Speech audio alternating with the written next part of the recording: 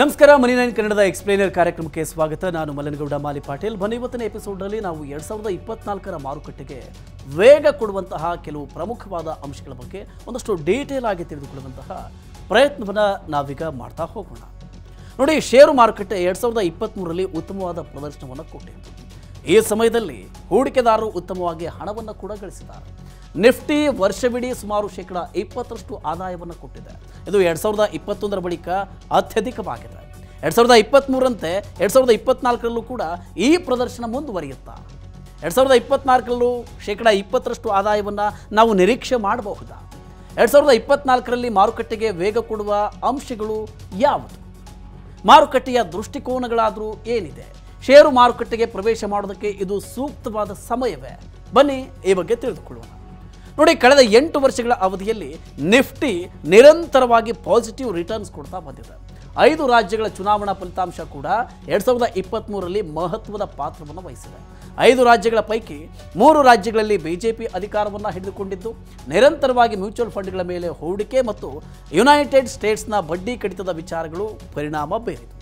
ಇದು foreign institutional investor ಭಾರತದ market ಕಡೆ ವಾಪಸ್ ಬರೋದಕ್ಕೆ ಸಾಧ್ಯ ಆಯಿತು. ಇನ್ನೊಂದು ಪ್ರಮುಖ ವಿಚಾರ ಏನಪ್ಪ ಅಂದರೆ, 2023ರಲ್ಲಿ ದೊರೆತ ಒಟ್ಟು ರಿಟರ್ನ್ಸ್ನ ಪೈಕಿ -13% ರಿಟರ್ನ್ಸ್ ಕೊನೆಯ 2 ತಿಂಗಳಿನಲ್ಲಿ ಬಂತು. ಇನ್ನು ಡಿಸೆಂಬರ್ ತಿಂಗಳು ಎಲ್ಲ ತಿಂಗಳಿಗಿಂತ ಅತಿ ಹೆಚ್ಚಿನ ರಿಟರ್ನ್ಸ್ ಅನ್ನು ತಂದುಕೊಡ್ತು. 2024ರಲ್ಲಿ ಮಾರುಕಟ್ಟೆ ಮತ್ತೆ -20% ರಿಟರ್ನ್ ನೀಡುತ್ತಾ? ಮಾರ್ಕೆಟ್ನ ವ್ಯಾಲ್ಯೂಯೇಷನ್ ಏನು? ಸದ್ಯ ನಿಫ್ಟಿ ಸುಮಾರು 23ರಷ್ಟು PE ರೇಷಿಯೋವನ್ನು, ಅಂದರೆ ಪ್ರೈಸ್ ಟು ಅರ್ನಿಂಗ್ಸ್ ರೇಷಿಯೋದಲ್ಲಿ ಟ್ರೇಡಿಂಗ್ ಮಾಡ್ತಿದ್ದಾರೆ. ಇದು ಕಳೆದ 10 ವರ್ಷಗಳ ಸರಾಸರಿ PE ಮಲ್ಟಿಪಲ್ಗಿಂತ ಹೆಚ್ಚಾಗಿದೆ. ಕೋಟಕ್ ಸೆಕ್ಯೂರಿಟೀಸ್ನ ವರದಿಯ ಪ್ರಕಾರ ನಿಫ್ಟಿಯ ವ್ಯಾಲ್ಯೂಯೇಷನ್ ಕೂಡ -20% ಜಾಸ್ತಿ ಆಗಿದೆ. ಇದು ಮುಂದಿನ 6ರಿಂದ 9 ತಿಂಗಳುಗಳಲ್ಲಿ ಮಾರುಕಟ್ಟೆಯ ಬಲವರ್ಧನೆಗೆ ಸಾಕ್ಷಿಯಾಗಬಹುದು. ಮಾರುಕಟ್ಟೆಯು ಮುಂದಿನ ಕೆಲ ತಿಂಗಳುಗಳ ಕಾಲ ಸದ್ಯದ ಪರಿಸ್ಥಿತಿಯಲ್ಲೇ ಮುಂದುವರಿಯುವ ಸೂಚನೆ ಇದೆ. ಈ ವರ್ಷ ಸಾಂಸ್ಥಿಕ ಹೂಡಿಕೆದಾರರಿಗಿಂತ ಫಂಡಮೆಂಟಲ್ಗಳ ಮೇಲೆ ಹೆಚ್ಚಿನ ಗಮನವನ್ನು ಹರಿಸಲಾಗಿದೆ. ಬ್ರೋಕರೇಜ್ ಹೌಸ್ನ ಪ್ರಕಾರ 2024ರ ಅಂತ್ಯದ ವೇಳೆಗೆ ನಿಫ್ಟಿ 21,834ರ ಮಟ್ಟವನ್ನು ತಲುಪುವ ಸಾಧ್ಯತೆ ಇದೆ. ವಿಶೇಷವಾಗಿ ಸಣ್ಣ ಮತ್ತು ಮಧ್ಯಮ ಗಾತ್ರದ ಷೇರುಗಳ ಮಾರುಕಟ್ಟೆಯ ಮೌಲ್ಯಮಾಪನ ದುಬಾರಿಯಾಗಿವೆ. ಹೀಗನ್ನೋದು ಮಾರುಕಟ್ಟೆ ತಜ್ಞ ಅಂಬರೀಶ್ ಬಾಳಿಗ ಅವರ ಅಭಿಪ್ರಾಯ.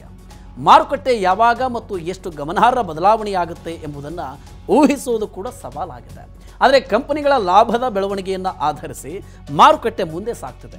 ಆದ್ದರಿಂದ ಗಮನಾರ್ಹ ಲಾಭದ ಬಗ್ಗೆ ಕಾಳಜಿ ಇದೆ ಮತ್ತು ನಿಫ್ಟಿ 2024ರಲ್ಲಿ 20,000 ಅಥವಾ ಅದಕ್ಕಿಂತ ಕಡಿಮೆ ಮಟ್ಟವನ್ನು ತಲುಪಿಬಿಡಬಹುದು. ಕೊನೆಯದಾಗಿ, ಸದ್ಯದ ಮಾರ್ಕೆಟ್ ವ್ಯಾಲ್ಯೂಯೇಷನ್ ಜಾಸ್ತಿ. ಹಾಗಾದರೆ ಮಾರುಕಟ್ಟೆಗೆ ಪ್ರವೇಶ ಮಾಡೋದಕ್ಕೆ ಇದು ಸೂಕ್ತವಾದ ಸಮಯವೇ? ಷೇರು ಮಾರುಕಟ್ಟೆಯಲ್ಲಿ ಹೂಡಿಕೆ ಮಾಡೋದು ದಿನನಿತ್ಯದ ಆಟ ಅಲ್ಲ.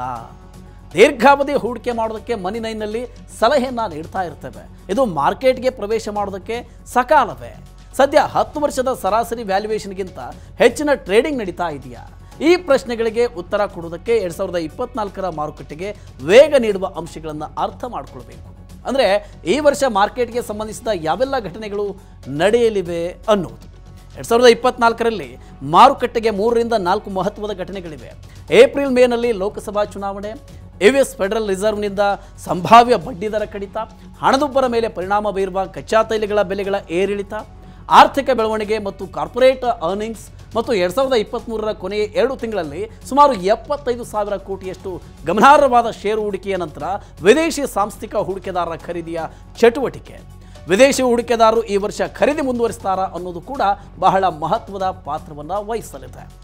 ಈಗ 2024ರ ಔಟ್ಲುಕ್ ಕುರಿತಂತೆ ಮಾತನಾಡೋಣ.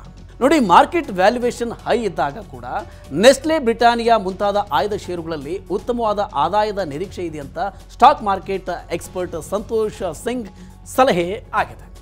ನಿಫ್ಟಿ ಇಂಡೆಕ್ಸ್ಗೆ ಸಂಬಂಧಿಸಿ ಹೇಳೋದಾದರೆ 21,500 ಮತ್ತು 20,300 ಈ ರಿಟರ್ನ್ಸ್ ನೀಡೋದರಲ್ಲಿ ನಿರ್ಣಾಯಕವಾದ ಪಾತ್ರವನ್ನು ವಹಿಸುತ್ತೆ.